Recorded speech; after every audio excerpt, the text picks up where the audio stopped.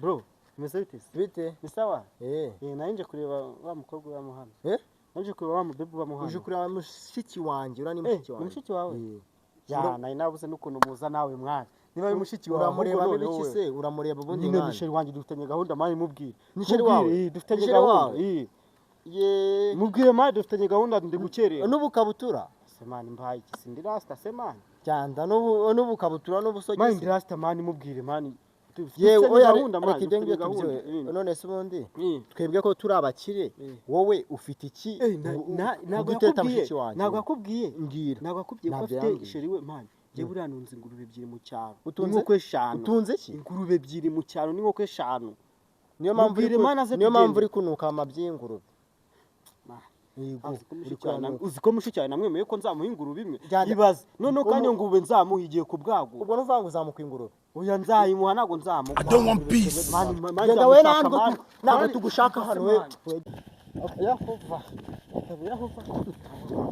Yesu Sama bro salam tumeze bite ko wahagira se bigenze bite Abayehova bari kumpa udutabo mana abayehova n'udutabo abayehova muhuriye hehe duhera hepfo mana amatiraga umuntu agwa gatabo utagashaka kuko kungufu umva nyine abayehova muhuriye niho bari ahubwo bari kuza nawe baragwa gatabo yiruka ariko umva nyine watuje udutabo umva nyine tuza twari turi kumwe hano nenye ahantu bahise banyura mana turi kumwe nawe uri umuyehova nje ndi umuyehova nawe ufite udutabo umva ariko wagafashe ni wagafasha ku gatabo bakaguhaye ni bakaguhaye bakabaye ndakanga bari baza banyuko ngo bashaka gatabo nawe uri umuyehova utanga udutabo watinyutse wanga gatabo fata gatabo oya agatabo bakamaye ndakanga nawe uri umuyehova nawe uri umuyehova utanga udutabo nje ndi umuyehova utanga udutabo nawe namubonye mwiriwe salam nje ndi umuyehova nje ndi umuyehova nje kuguha